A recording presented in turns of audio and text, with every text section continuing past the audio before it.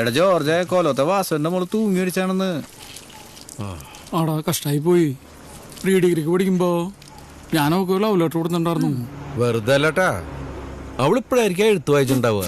ഓ എടാ ജോർജ്, ഈ ദുർമരണപ്പെട്ടവരുടെ ആത്മാക്കള് മരിച്ച പ്രദേശത്തൊക്കെ ചുറ്റിത്തിരിയെന്ന് പറഞ്ഞ സത്യാണോ? അതിപ്പോ ആരെങ്കിലും വിശ്വസിക്കടാ അത്? Foolish things. നീ അല്ലാണ്ട്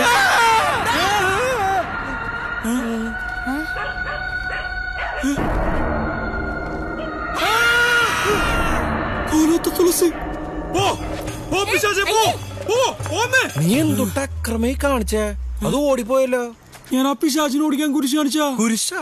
ആ വെള്ളി കുരിശ്. ഇത് കുരിശ് കണ്ടിട്ടില്ലടാ, പുണ്യാളുടെ കുന്തം കണ്ടിട്ട് ഓടിയേ. എന്താ മോളെ, എന്തു പറ്റി? മനുഷ്യരെന്നടാ. ആരാ? എന്താ ഇപ്പൊ ആദ്യരാത്രിക്ക്? എന്റെ പേര് പ്രഭാരൻ നായർ. എന്റെ മോള് ബിന്ദു. ഞങ്ങളങ്ങ് കായപ്പമംഗലത്ത് വരികയാണേ. നിങ്ങളിൽ ആരാ ജോർജ്? ആ എനിക്ക് മനസ്സിലായി. കല്യാണ ആലോചനയിട്ട് വന്ന ആൾക്കാരല്ലേ? നമ്മുടെ ബ്രോക്കർ സുന്ദരേശൻ പറഞ്ഞ കേസ്.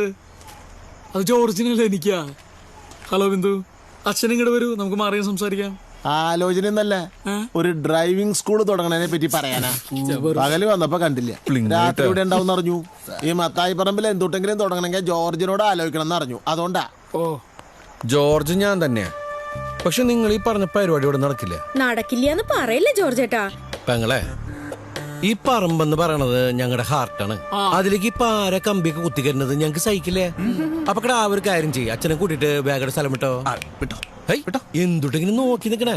ചന്ദ്രൻ പോയിട്ട് സൂര്യൻ വരാറായി. വേഗം വിട്ടോട്ടാ. കണ്ടുപോരുത്. അതെ, ലേഡീസിന് മാത്രമായിട്ടുള്ള ഡ്രൈവിംഗ് സ്കൂളിന് വേണ്ടിട്ടാ. എന്താ പറഞ്ഞേ? നീ തൊള്ളോർ കണ്ടിരിക്കടാ. എന്താ പറഞ്ഞേ? ഇവിടെ ലേഡീസിന് വേണ്ടിയാ. മാപ്രാണത്തുള്ളതേ ആണുങ്ങൾക്ക് മാത്രമുള്ള ഡ്രൈവിംഗ് സ്കൂളാ.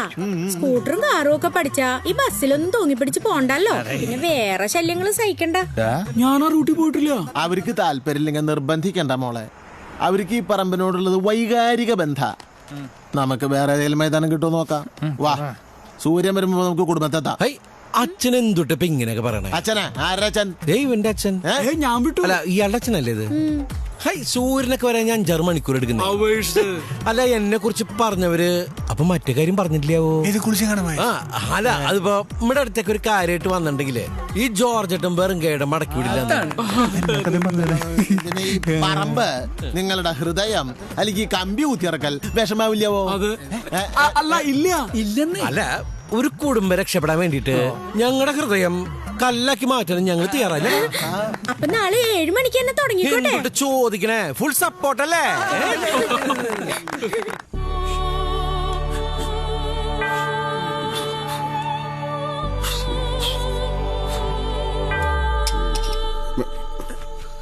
എന്റെ മകനെന്നു ഈ ചാട്ടില് തന്നെ. നീ എന്തുട്ട കളിക്കണേ? നമ്മൾ 5 പേര് കണ്ണടച്ച് പ്രാർത്ഥിക്കാനിരുന്നുണ്ടെങ്കിൽ ഈച്ച വന്ന ഫുഡ് സ്പൈലാക്കും. എവിടെയൊക്കെ പോയിരുന്ന റെസ്റ്റ് എടുക്കാൻ വേണ്ടി ഈച്ച എന്നറിയില്ല. ഒന്ന് മിണ്ടാതിരിക്കട്ടെ ജോർജ്. പറഞ്ഞിട്ട് എന്താ കാര്യം? പള്ളിയിലേക്ക് തീരിമിറ്റുണ്ടാക്കുന്ന ഒരു യൂണിറ്റ് ഞാൻ റെഡിയാക്കി കൊടുത്തല്ലോ. അത് കണ്ടവർക്ക് മറിച്ചു വിറ്റ് നിന്റെയൊക്കെ വട്ടച്ചെലവ് നടത്താനുള്ളതല്ല. അല്ലേ? ആ മത്തായിയുടെ പറമ്പ്, അവിടെ ആരേലും എന്തുട്ടേലും പരിപാടിക്ക് വന്നാല് അതിനിവര് കാശ് വാങ്ങിക്കണമെന്ന്. എന്തുട്ട അവകാശത്തിന്റെ പേരിലാണ്ടാ? അത് മത്തായി പള്ളിക്ക് അവകാശപ്പെടുത്തി തന്ന പറമ്പാണ്. എന്റെ അപ്പ, ഒരു നാട്ടില് വെറുതെ കിടക്കണ പറമ്പ്, മൈതാനം, സ്പോർട്സ് ക്ലബ്ബ്, അതൊക്കെ അവിടുത്തെ യങ്സ്റ്റേഴ്സിന്റെ ആണ്. വെറുതെ നടക്കണ യങ്സ്റ്റേഴ്സിന്. അതിന് നീ എവിടെ കയറി എഴുതിലെത്തിച്ചിട്ടുണ്ടെങ്കിൽ നിന്നെ നെഞ്ചും കൂടെ വെഞ്ചരിക്കട്ടാ. ജോർജെ, നിന്നെ ഒരു പുരോഹിതനായിട്ട് കാണാൻ ഞാൻ എന്തോരം ആഗ്രഹിച്ചതാ. അതിനവൻ തയ്യാറായിരുന്നല്ലോ. അപ്പൊ അച്ഛനല്ലേ പറഞ്ഞ് കല്യാണം കഴിക്കാണ്ട് പുരോഹിതനാണെന്ന്? വെറും പുരോഹിതനല്ല, ബിഷപ്പ്. നമ്മുടെ സഭയിൽ കല്യാണം കഴിച്ച ബിഷപ്പ് ആവാൻ പറ്റില്ലെന്ന് അറിയില്ല നിനക്ക്? കണ്ട, അച്ഛൻ കെട്ടി പള്ളിയിലെ അച്ഛനായി, കുട്ടികളുടെ അച്ഛനായി. ഞാൻ മാത്രം കെട്ടണ്ട് ബിഷപ്പ് ആയിക്കോളാൻ.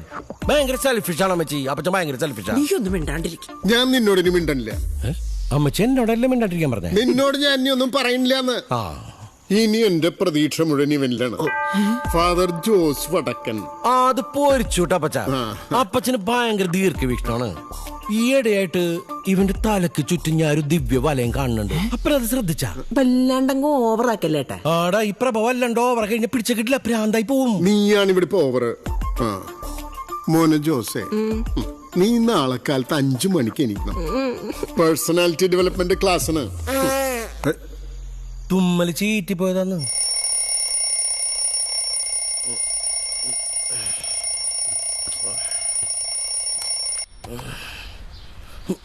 ആരാണ്ട് യന്ത്രത്തിന് പാല് കാച്ചാനാണ് അലാറം വെച്ചത്.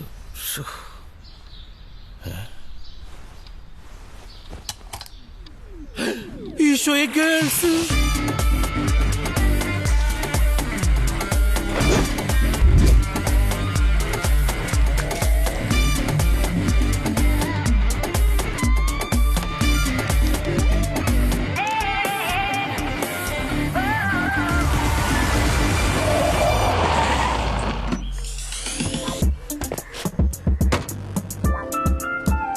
ഹൈ, നിങ്ങൾ നേരത്തെ വന്നാ?